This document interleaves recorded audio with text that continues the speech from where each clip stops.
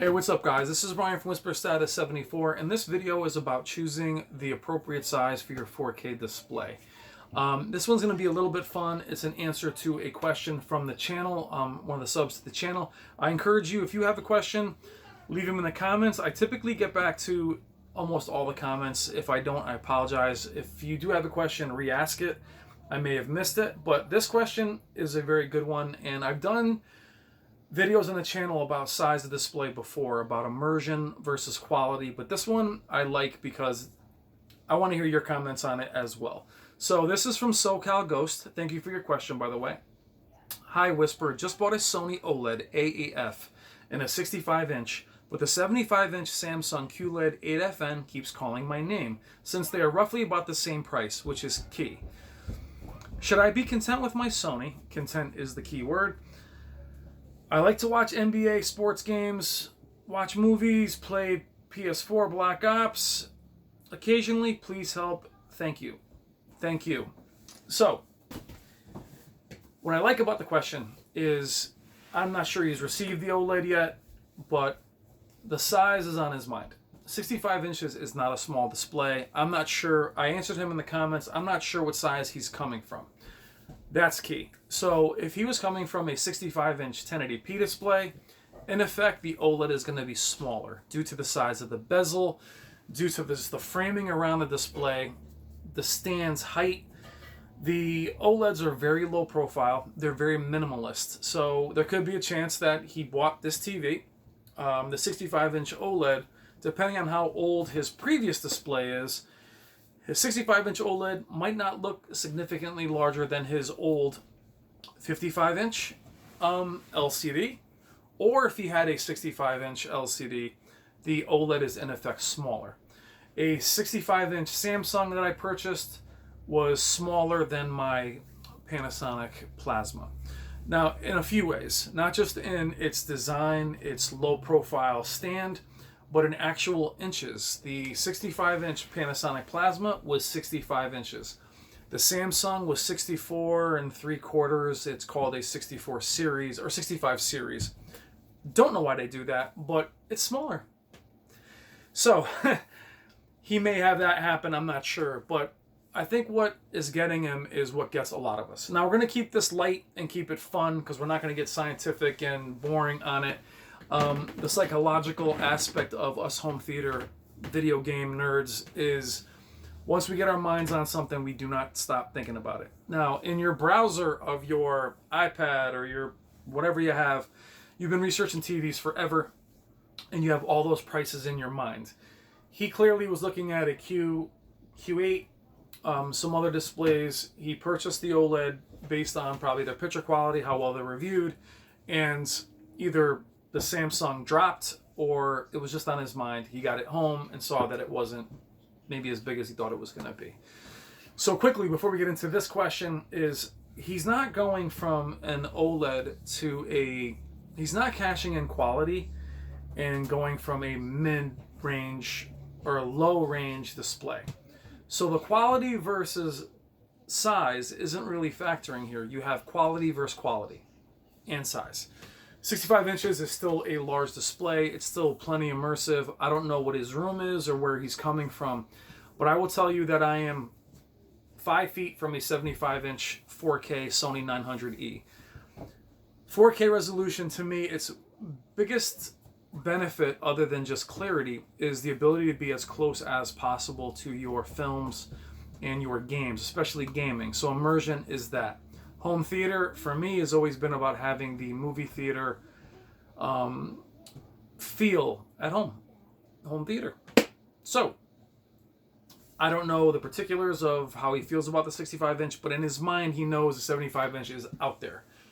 So, for a lot of you, this is going to be QLED versus OLED. That's not how I feel about it. Sony versus Samsung, I could care less. I have no brand loyalty at all. Whoever has got the best picture for me is what I'm going to go with. There's no guarantee my next display is going to be a Sony. So I don't care about that argument at all. You guys can fight it out in the comments.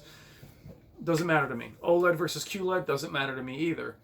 What is important, though, is we're going from high-end to high-end. The Q8FN is one step below the flagship in Samsung's line. The Q9FN, it is very close in terms of picture quality. So he's not really sacrificing a ton. If he's enjoying the OLED for its blacks and its vibrancy and its even picture quality, he may like the Q8FN even better due to its higher peak brightness and its vibrancy of the Samsung's color gamut, the saturation. We're not really sure. But the argument is the immersion, the size. And I want to know for you guys, what's more important to you? What would you do in his question? Now, depending on where you guys are, do you have an OLED? Do you have a QLED? That's going to sway. But if you were answering his question, where would you go with it? Now, I will tell you, for me, I was in this boat with a bunch of defective 75-inch 4K TVs. And then there was a 65-inch OLED calling me. 77-inch OLEDs at the time were $15,000. Clearly for him, a 77-inch OLED is not the same as a 75-inch Q8FN. They're still rather expensive. So his question is, do I jump up to it? For me, I could have had a top-of-the-line 65-inch OLED or a high mid-range 75-inch 900E.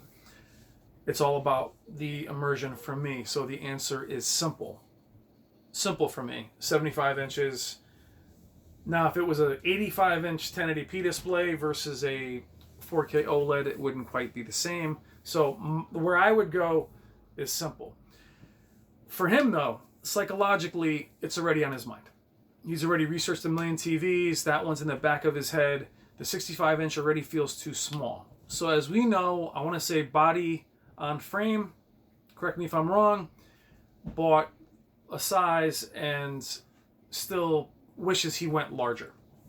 I want to point you out body by frame, body on frame, but we always talk about that in the comments, how he wishes he loves his display, he just wishes he went to a larger size. That has haunted him. It is going to haunt this guy as well, SoCal. So there's other variables though.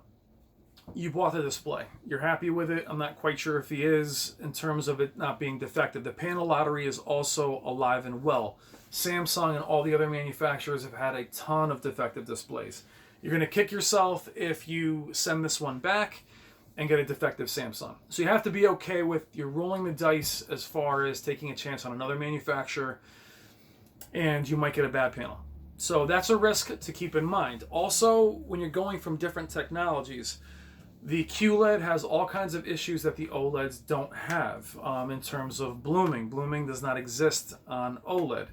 There is black crush on OLED. There are banding issues on OLED. There's banding issues on the QLED. So you have to keep in mind that there's strengths and weaknesses on both, though they're both high-end. If you're absolutely in love, I mean in love with the OLED for all its strengths, stay with OLED. Do not venture into LED. Same for you if you love LEDs, super high peak brightness, and you know, I wouldn't go into OLED from there, but it's not quite the same. The other thing is you've purchased this display, and changing your mind isn't always something that is going to be considered a decision. So Best Buy, Amazon, they're not really keen on you sending back a display because you changed your mind. Now, they're okay with defective displays. You can send those back, but be prepared to have a restocking fee, which can be upwards of $1,000 depending on how much your display costs. You can't buy an oven or a refrigerator, take it home and say you don't like it. They don't take those back. They will typically take back defective products. Now, I only say this because Amazon did this to me with the Sony 940E. I was well within my window. It's just, you have to have another reason besides I don't like it. They will say at Costco and BJ's, Sam's Club, they might have a different scenario in terms of you can say you don't like it. I would come up with another reason, not to say be disingenuous, but come up with another reason other than I don't like it. I'm not saying lie. I'm just saying, don't just say you change your mind. Don't say it's too small. I've had plenty of people I know that have had to pay that restocking fee. It's substantial. It's not a couple $100. If it is, that's up to you. So keep those things in mind. But for me, guys, with 4K, and unfortunately 8K is right around the corner, It also depends on the content. Cable TV is not going to look great from 5 feet away. This display for me is in a home theater.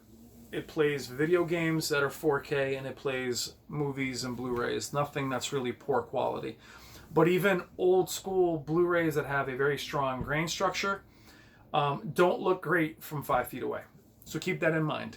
If you're in a large room and you're far back and the TV feels small, it's a no-brainer. Go 75 inches. If you're pretty close to the 65-inch TV and it looks amazing, jumping up might not benefit you all that much, especially if you are super in love with what OLED offers you. Again, though, I will repeat it, for me, 75 inches is completely worth it. Now, the question for me would be, would I want to go 80-something inches to the 900F or, one of the larger Samsungs? I would not, simply because I think I've reached I'm 5 freaking feet away. I'm getting tan from it. So I don't think that's an option. That would be too much. Also, I wouldn't know if I'd be able to focus being so close. But think in terms of pixel density as well, guys. If you're gaming on a 32-inch monitor, 1080p looks like it's 4K. The pixel density is so tight, the image quality looks great. Your iPads, your phones look amazing. At 4K, though, to really enjoy it, go as large as you can. As large as you possibly can. 65 inches is still large. I remember when 50 inches was gigantic. But 75 inches now, for me, is the sweet spot for 4K if you can afford it. For SoCal, to me, I would roll the dice. I love 75 inches, but in my opinion, on his mind, if it's already bothering him, like my buddy Body on Frame, it's in his mind. Once you seal that deal and you're done, it's going to still be on your mind. That TV, that Q8 is going to haunt you. Think long and hard about it. Think about the restocking fee. But that question is also to you guys. What would you do in his situation? He already has a 65-inch OLED, and he's thinking about a 75-inch Q8FN. Now, if this was a 65-inch versus a 77-inch, that doesn't really wash because they're not the same price. They're probably double the price. Same price, 10-inch difference in real estate, great picture quality, great, and maybe even better HDR performance on the QLED. One quick thing about the QLED, though, guys, and I should have put that in his comment. QLEDs do not have Dolby Vision, but the OLED does. So if that's important to you, then that's also something to think about. So this video didn't answer his question. I would go with the 75 inches. Really quick, this is my display behind me. That is a 75-inch, where are we? Here we go. 75-inch Sony 900E. It's filmed in 1440. That's how close you can get. I mean, literally, you're now 6 inches from it. So the clarity of 4K is, in gaming especially, I mean, look how gigantic the TV is and how close you can be. So that's the kind of immersion that 4K offers you and why it's a good subject for a video. Again, if you guys are also going to pick displays, I would always, other than my boy SoCal, is go up larger than what you already have. Again, think about the bezel, how small or how large your previous TV is. Chances are, unless your TV's brand new, like a 75-inch, like my buddy has a 55-inch Vizio, and I swear it's as big as this, because it's from back in the day. And it's a 1080p display. So always think about what you're coming from to what you're going. His question was very different, simply because he's going from modern TV to modern TV. 4K to 4K, high-end to high-end. That's what makes his question very unique and why I want to address it in a video. So help him out in the comments. He'll read them and help him make his decision. Please be calm, positive, do not fight, and I don't want to hear how crappy Samsung is or how crappy OLED is or how superior OLED is. Just put your comments there, keep them positive for me, and help him out. He's got a tough decision to make, one he may regret if he keeps it or sends it back. So that's all I have to say on his subject. I know it's a long video, but If you have a question yourself and you want me to make a video on it, please let me know what your subject is, and I will do it if I can. Thank you as always, everyone. Jump in the comments, help my boy out, and I'll talk to you soon. Take care.